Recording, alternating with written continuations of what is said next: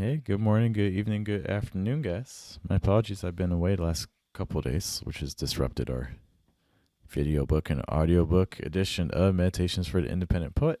But today we'll do a couple of the riffs. Before we get into that, though, just want to give a heads up that the chapbook, excerpts, letters from Thomas Jefferson to Barnum and Bailey, is coming out ideally within the next month.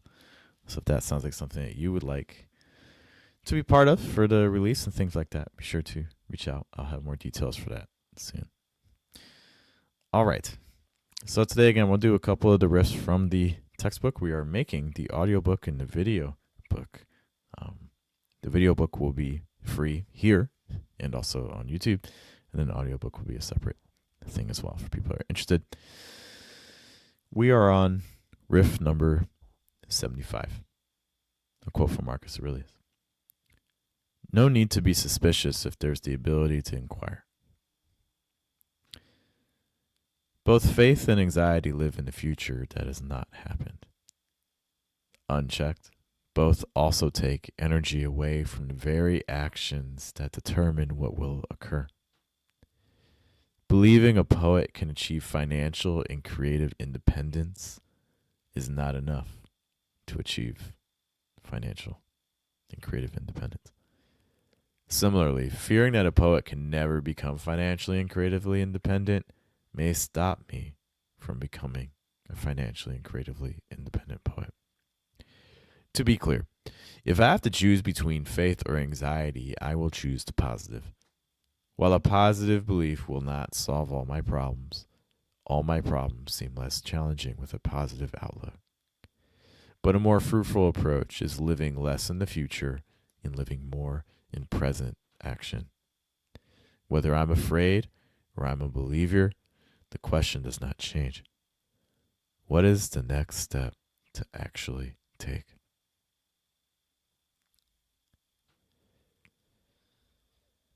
Riff number 74.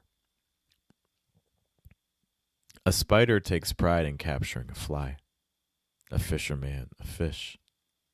On closer examination, how are they different from robbers? Marcus Aurelius. A friend has a book come out.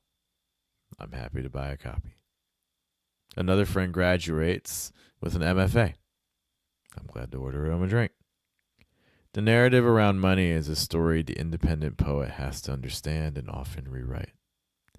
Business, sales, pitching, they're all often lumped together with used car salesmen, snake oil, and slimy.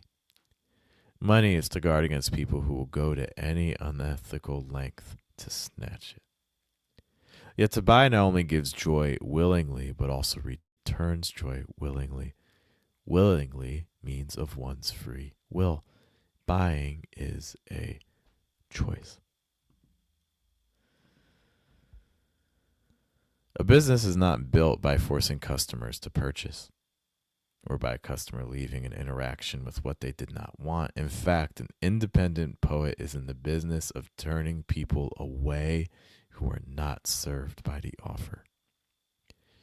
If I found something I value and that makes my life better, I'm happy to buy.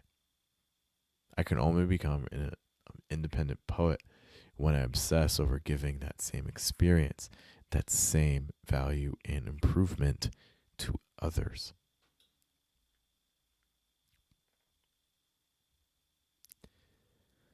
Riff number 73. A quote from Marcus Aurelius.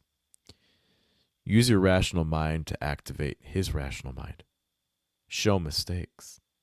Reprimand. If he listens, he's cured. A doctor who withholds medicine he knows will save a patient is a failure. A poet who believes his writing benefits the lives of others, yet refuses to give it to others, is a failure.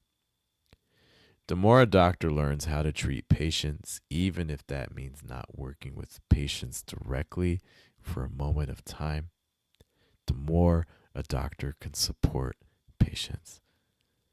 The more I can find ways for my poetry to support me, even if that means not writing for a moment of time, the more I can find ways for my poetry to support others.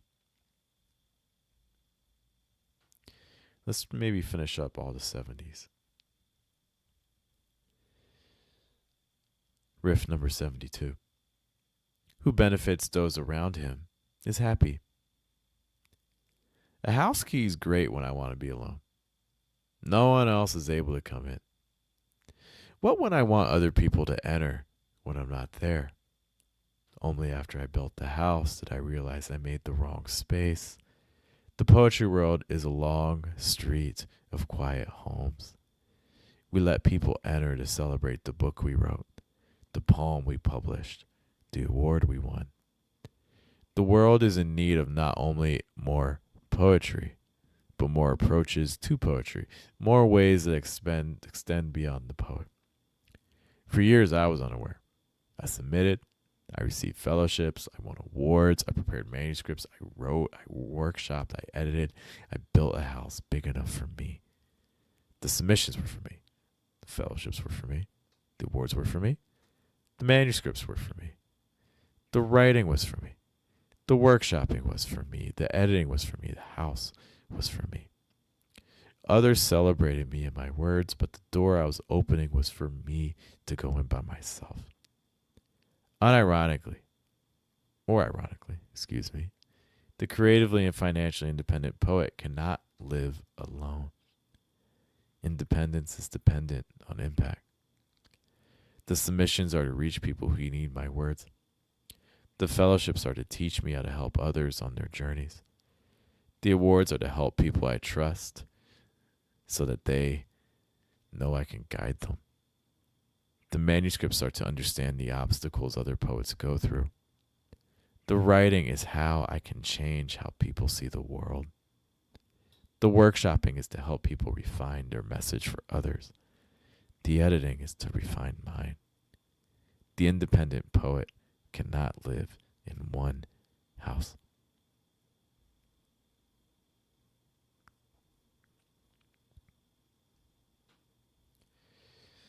Riff number 71.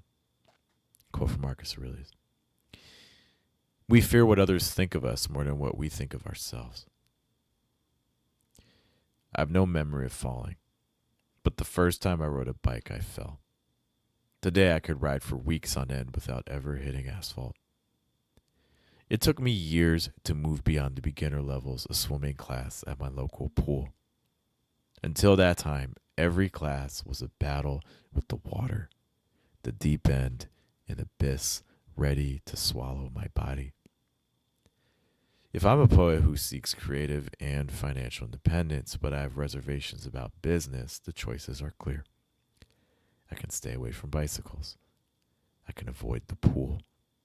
It's possible to live very fulfilling lives without them and without injury to myself or others.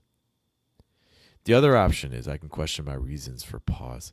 What is it exactly about business that makes me uncomfortable? It could be the practices I have seen some companies using. Maybe the fear of risking my livelihood is stopping me. It could even be I doubt I can offer what the world would consider valuable. It may be helpful to question whose voice the doubt, the restraint, or the fear belongs to. Who in my life says business is evil? Who in my life convinced me a traditional job is too safe to give up? Who raised me to believe that others will not value what I create? Often the answer is a parent, a teacher, a friend, someone important to me from my childhood or adolescence as I began to form my identity. During this investigation, it could be helpful to find contradictions. Who are the businesses that operate in a way I find responsible? Who left a safe job and is thriving in their own business? Who creates work I find valuable? I find whatever examples I look for. If I'm looking for whatever reasons to never start, I will find reasons to never start. But if I search, what if I search for a motive to begin?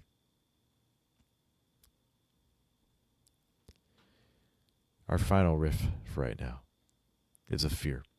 Again, the book is sprinkled with 10 essential fears that poets have regarding business. This is fear number 8. The poet fears moving poetry away from an exploration of insight, experience, and community into an endeavor towards competition and scale. The business is viewed solely as interested in profit, not in relationships. However, the poet is responsible for creating the offer. If the offer does not allow the poet to explore or sacrifice his relationships, the offer is not to blame, and neither is the business.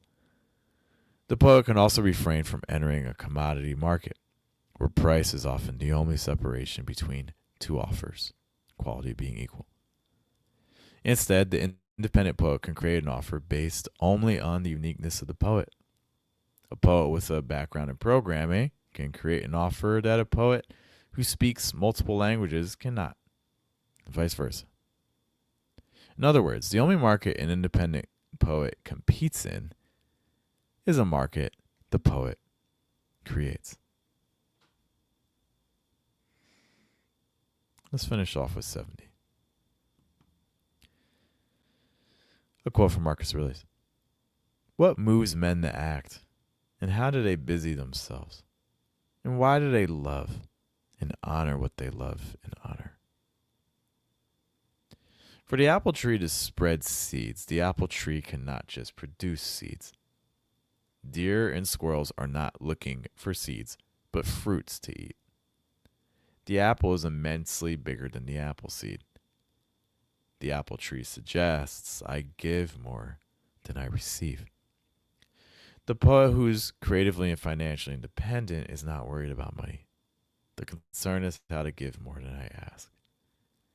To give the most, what I give must take away a pain. The apple tree tackles hunger so well, birds nest nearby.